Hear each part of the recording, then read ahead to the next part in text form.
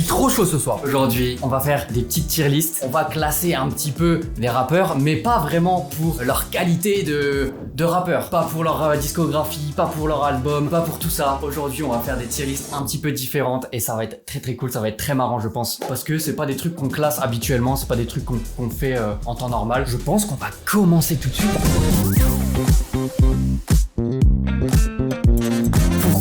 Sur ce magnifique son qui est Chasse à l'homme, tout simplement parce que Niska est, je pense, le rappeur français qui est le plus fort en termes de bac, en termes de gimmick. Il est trop chaud pour ça. Enfin, franchement, qui d'autre est à sa cheville en vrai de vrai? Qui d'autre est à sa cheville? Et c'est ce qu'on va voir ce soir. Parce que ce soir, première tier list, la tier list des meilleurs gimmicks, des meilleurs bacs des rappeurs. J'en ai sans doute oublié. On va peut-être m'en vouloir, c'est pas grave, on fera 100.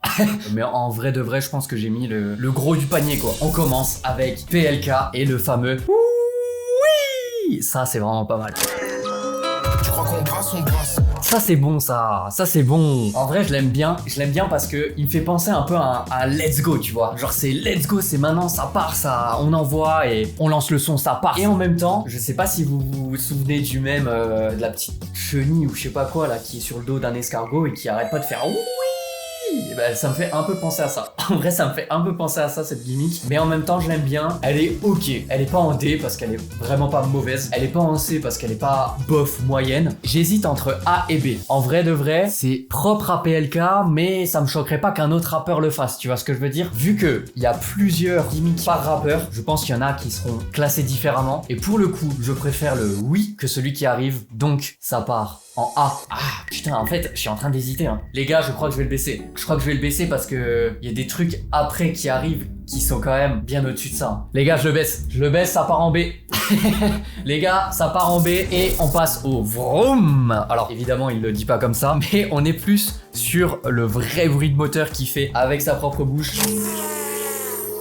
C'est pas mal, mais je trouve que ça a moins de peps qu'un oui quand même. Il envoie moins qu'un oui. Il est moins identitaire de PLK, tu vois. En vrai, peu importe quel rappeur met un bruit de moteur dans un morceau dès qu'il parle d'une voiture, ça peut être lui. N'importe qui peut le mettre, n'importe qui peut le faire. Donc, en vrai de vrai, celui-là, malheureusement, je crois qu'il va être en dessous. Non, je suis moins dedans. Je suis moins dedans, donc ça part en C. On commence déjà à être clivant, mais là, en même temps, ce qui arrive, comment on peut rivaliser avec ça? Les mecs, on passe sur la rafleuse.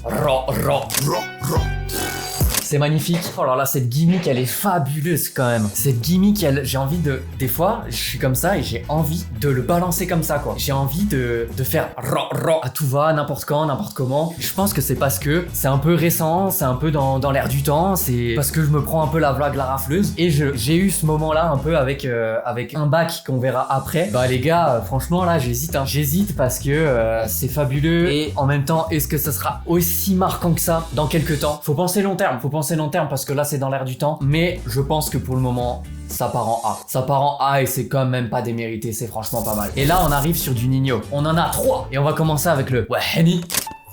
En fait, dans mon inconscient, il est fabuleux celui-là. Sauf que je me suis tapé énormément de morceaux pour refaire ce live. Et en fait, dans ma tête, il était beaucoup plus majestueux que ça. J'étais presque un peu déçu. Parce que, selon moi, c'était vraiment un peu phrase d'introduction, un petit peu phrase de conclusion. Genre, termine son couplet, c'est ouais, Henny, terminé. Et là, quand je l'ai réécouté sur pas mal de morceaux, j'ai été un peu déçu comparé aux deux autres qui arrivent. Il est un peu doux, vous voyez ce que je veux dire? Donc, je pense que celui-là, c'est la gimmick que je préfère le moins de Nino, je pense. Et donc, je pense qu'il va tout simplement en B. Il reste quand même iconique, mais ça vaut pas ce qui arrive. Parce que ce qui arrive...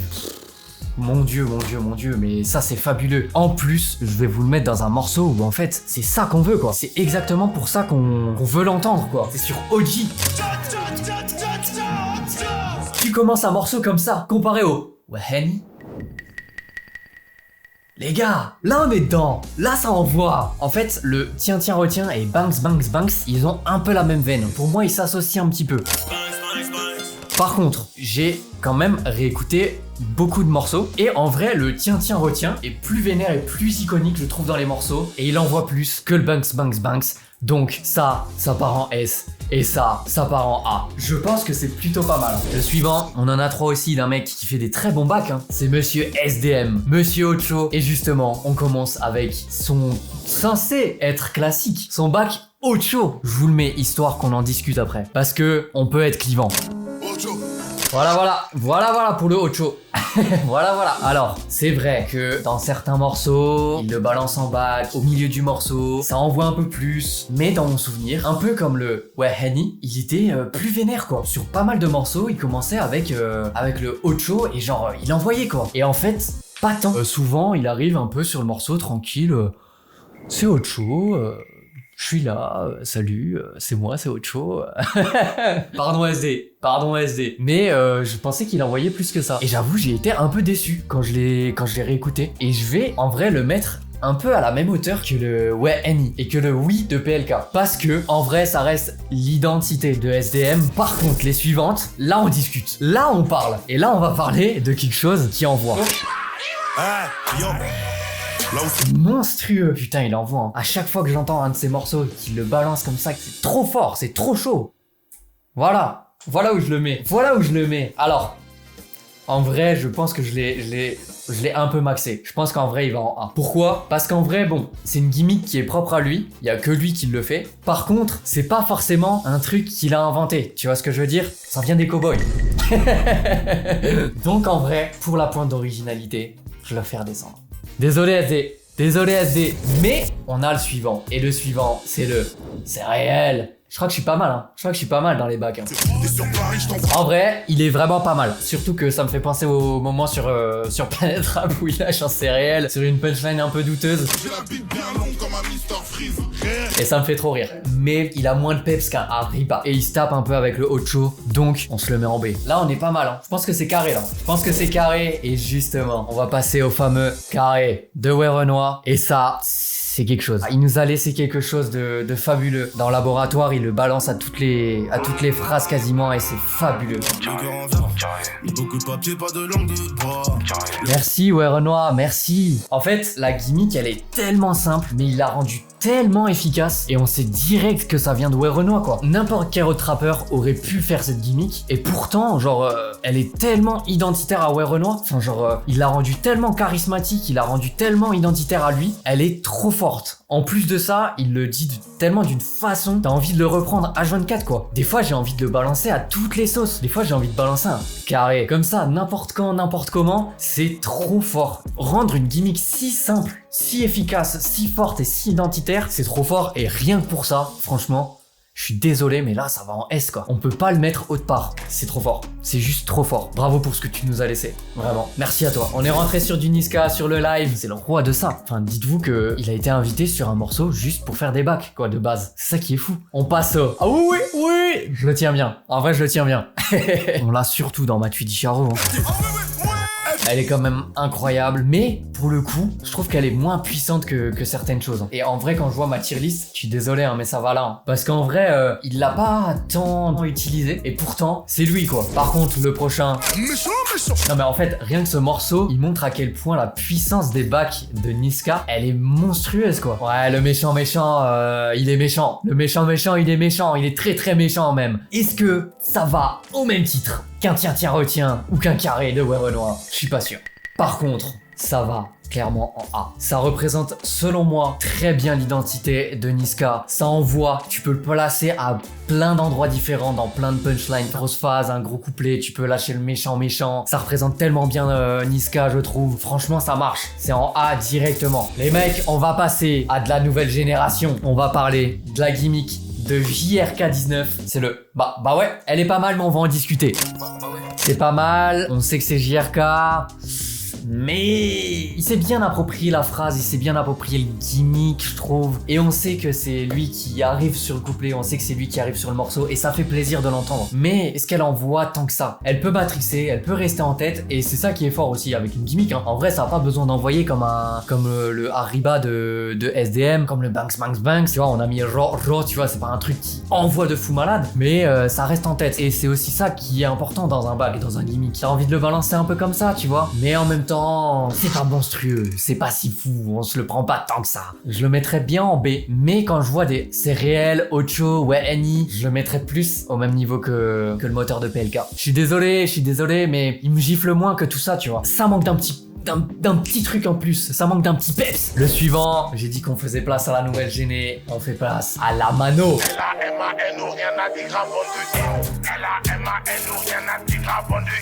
C'est pas mal. En vrai, j'aime bien le défaut que je lui mets. Et attention, c'est un très gros défaut, je trouve. C'est qu'il est trop long. C'est-à-dire que c'est limite une punchline. Alors, certes, ça fait l'identité de la Mano, certes, ça reste en tête, mais c'est un poil trop long. Et tu peux pas le sortir un peu à toutes les sauces, tu vois ce que je veux dire? L-A-M-A-N-O, rien intégra, bande de haineux. C'est long, c'est trop long, mais c'est bien. Donc, c'est quand même très propre. Il mérite au moins d'aller en B. Parce que c'est bien l'identité de la Mano, t'es content quand tu l'entends, mais il est un peu long, donc c'est un peu chiant pour pouvoir le dire. Mais je trouve qu'il est un peu dans la même veine que tout cela, tu vois. Et là, on passe sur quelque chose qui envoie aussi. On est sur Mozart Capitaine Jackson de Leto. Mozart Capitaine Jackson. En fait, cette gimmick, tu sais que tu vas bouger. Tu sais que tu vas avoir du Leto où tu vas bouger, tu vois. Franchement, elle est vraiment pas mal. Hein. Franchement, je discute pas plus que ça. Je le mets dans B parce que c'est vraiment très cool. C'est un peu la même vibe. Tu sais que tu vas bouger, tu sais que ça envoie. Donc c'est cool. Et là, on va être un peu sur la même vibe que Leto. On passe à 2 gimmicks de Guy de Besbar. On a le c'est fort et le c'est Coco Jojo.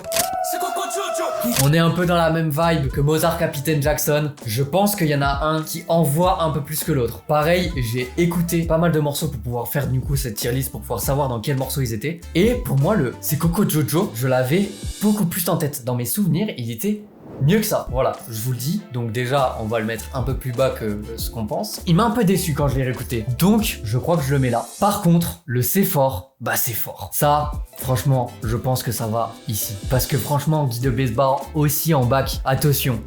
Attention. Vous voyez, je disais que Niska, il avait été invité sur des morceaux juste pour faire des bacs. Je pense que Guy de Besbar, tu me le fous juste en bac sur certains morceaux. Je kiffe. Je surkiffe, il est trop fort pour ça. Sa voix, elle prête trop bien à ça. Et le c'est fort, tu mérites amplement ton A. Il nous en reste plus que 2 les mecs. On enchaîne avec Freeze Corleone et son fameux équipe.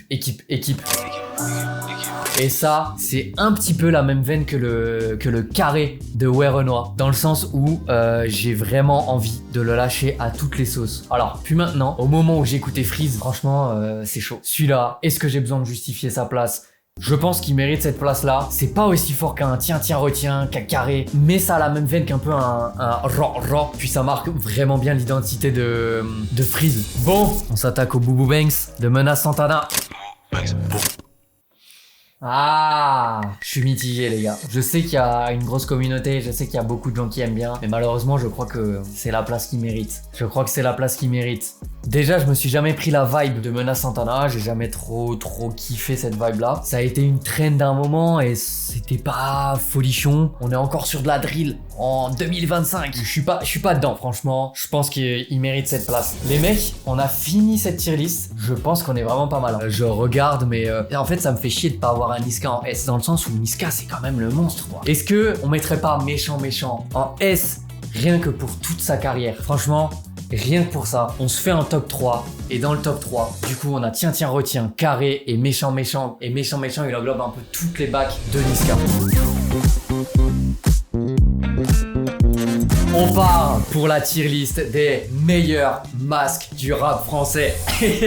C'est un peu drôle. En vrai, ça me fait rire. Les mecs, on commence avec un classico-classique. Je pense que l'un des plus gros rappeurs cagoulés qu'on connaisse ou masqués qu'on connaisse, c'est Ziak. Il en a eu 2. En vrai, on va juger un peu les deux, mais je pense que je les mets un peu à la même hauteur. Franchement, moi, je trouve qu'il tue. Alors, parlons déjà du premier. Le premier, je trouve que c'est original, c'est pas incroyable. Il est pas incroyable, le premier masque, mais je trouve que, bah putain, il marque tellement bien l'identité de Ziak et il change tellement de tous les rappeurs cagoulés ou masqués qu'on avait pu voir et ça lui a permis de se détacher du lot de fou. Donc en fait, déjà là, il a créé une identité de fou et il a créé quelque chose, il a créé son perso quoi. Mais en termes de beauté, c'est pas incroyable. Si je puis me permettre, c'est pas incroyable. Par contre, le deuxième, pow, charisme de baiser. Hein. Regardez, ça c'est vrai masque. Ça envoie, tu vois. Si tu fais sur mesure, il y a une réflexion derrière. Il est un peu dans l'ADN de son projet Chrome et en même temps, il a essayé de ramener un côté un peu médiéval armure dans son dernier projet, dans la DA et dans la cover, etc. Et en plus sur le Chrome, il y a un côté un peu bandana aussi qu'on avait sur l'ancien. Enfin, tout est maîtrisé quoi. Franchement, ça tue de balade. On commence très bien et très fort et Ziak.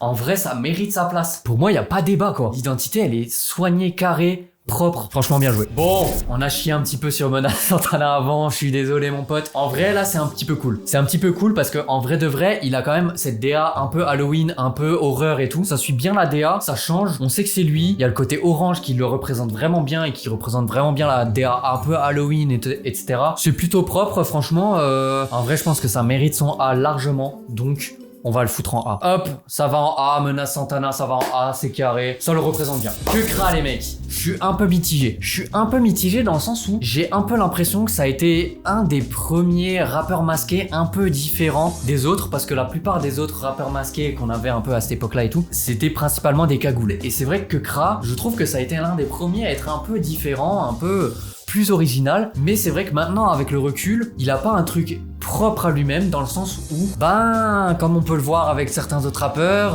on sait que c'est lui, mais sans pour autant être trop identifiable, tu vois. Ça aurait pu être Oudi, ça peut être Venin, donc à l'heure actuelle, on est mitigé. Donc j'avoue, je sais pas. Et en plus, je crois qu'il change quasiment à chaque fois. En fait, ce qui est cool aussi un peu avec Crash, en fait, il a ce côté un peu post-apocalyptique qui est quand même cool. Il essaie quand même de réfléchir à une DA derrière, donc ça reste quand même plutôt cool, même si ça reste classique par rapport à ce qui se fait aujourd'hui, ça reste cool quand même. Je suis beaucoup trop sérieux, beaucoup trop premier degré pour juger des masques.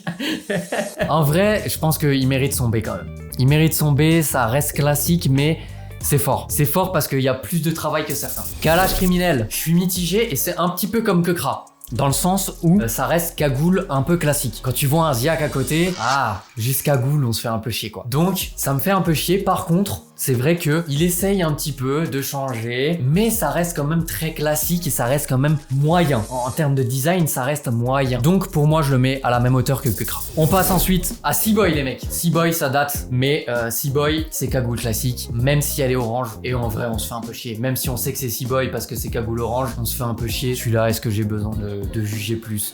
Je pense pas. Je pense pas, du coup ça se prend son C. Voilà. On va passer à la suite, on va pas tergiverser, mais on passe à Gambino. Gambino, on se fait chier. Voilà, pardon, je le dis, mais Gambino, on se fait chier. C'est-à-dire que là, c'est un cache-cou plus lunettes de soleil, plus casquette.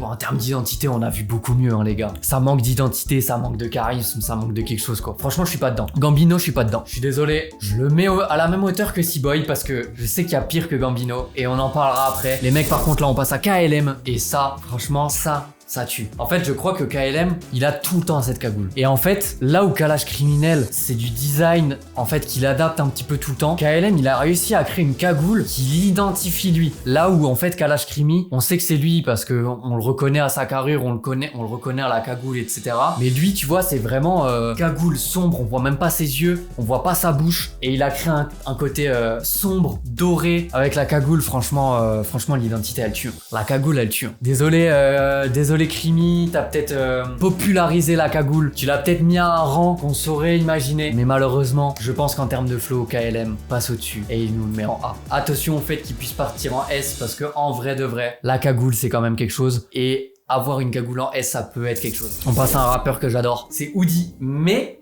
les gars.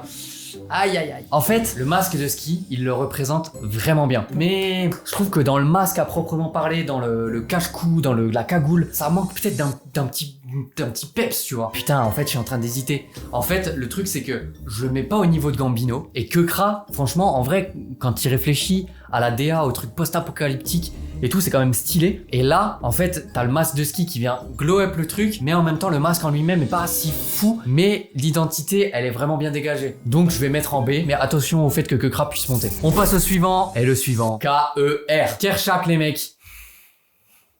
Aïe aïe aïe. Je suis mitigé. En fait, il est un peu semi-cagoulé. Et on le verra avec d'autres, mais j'hésite entre D et C parce que quel intérêt? Là, c'est très cool parce que la cagoule en vrai, elle est belle. Il l'a fait à sa DA, côté vert, tout ça, très propre. Elle a quand même du flow. Mais en fait, elle manque un peu d'intérêt, je trouve, comparé à certaines. Mais en même temps, D, c'est violent parce que D, ça veut dire c'est immonde quoi. Donc, je vais la mettre dans C parce que c'est un peu en mode autant que tu l'enlèves, mais c'est pas moche. Je vais mettre en C, je pense que c'est correct. Par contre, les mecs, on passe à quelque chose qui est très très grave. qui est très très grave. On passe à TK. Et là, c'est très très grave, mes potes. C'est Ringo sa mort. Là, je crois qu'il n'y a pas débat, mais on est sur le pire masque. Hein. En 2015, c'était stylé. Ça, en 2015, ok, pourquoi pas. En 2026, c'est plus possible. Anonymous, les gars. Oh, ça se prend son dé, ça mérite sa place. C'est ciao. On passe à Népal. Je trouve que c'est vraiment propre. Je trouve que ça a vraiment du flow parce que on n'est pas sur un cache-cou, on n'est pas sur une cagoule, on est vraiment sur un truc homemade qui a été fait un peu limite il a pris un t-shirt, hop, il l'a fait et terminé et ça envoie je trouve. En plus, je trouve qu'elle change, ça marche bien avec la DA de Népal un peu côté pur et tout. Je trouve qu'il essaie de dégager un peu dans sa musique. Elle est très simple, mais je trouve qu'elle est très identifiable et très identitaire à Népal. Ça vaut pas le A, par contre, ça vaut clairement un B, y a pas de galère. Les mecs, on va pas passer trop de temps parce que les répercussions peuvent me faire peur. Mais en fait, c'est un peu comme Kershak. C'est pas moche, ça a pas trop d'identité parce que elle est pas personnalisée. C'est simplement un masque limite Covid quoi. Et en fait, un peu quel intérêt, tu vois? Autant l'enlever. En vrai, autant l'enlever. Ça vaut pas une cagoule comme Kekra, ça vaut pas un truc comme KLM. Qu'il l'ait ou qu'il l'ait pas.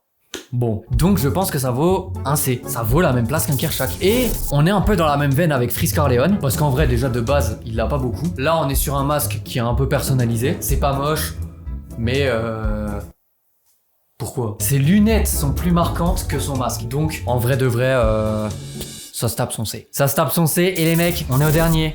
Venin. C'est classico hein les gars. Là c'est un peu même veine et même vibe que Hoodie. On a un truc un peu full cagoulé, full cache-cou, plus lunettes qui vient un peu masquer. En fait je crois que Venin a un peu moins d'identité que Kekra et que Hoodie. Hoodie il a le masque de ski qui le représente. Kekra il a le côté un peu atypique, un peu aléatoire, un peu déstructuré, un peu post-apocalyptique. Venin il a juste un peu le côté... street, quechua, je dis ça mais regardez la photo de Hoodie juste à côté, hein. C'est exactement la même chose. En fait, il y a rien qui dégage à proprement parler l'identité de Venin. Mais c'est pas moche. Donc ça me fait chier parce que ça vaut pas la place là et ça vaut pas la place là. C'est moins bien qu'un Hoodie, c'est moins bien qu'un Kekra et c'est mieux qu'un Freeze et c'est mieux qu'un H22. Et en même temps, Hoodie et Kekra, c'est chaud de les foutre là quoi. Ou alors on change tout et on met KLM ici, KLM ça tue. Et avoir une cagoule en S, franchement. Et on monte Kekra, les mecs. On a trouvé. KLM, on le passe en S. Kekra, ça a plus de flow qu'un Hoodie quand même. Je pense que le classement, il est pas mal. Hein. Ok. Bah écoutez les mecs, on en a fini. Et les mecs, on va terminer tout doucement ce live. Oh là là, oh là là. J'ai failli tout casser de nouveau. J'ai failli tout casser. Il y a tout qui... Tout va bien. Tout va bien les gars. Bah écoutez les mecs, on va se laisser là-dessus. J'espère que vous avez kiffé. Merci à tous, c'était très cool. On se retrouve très bientôt. Ciao tout le monde.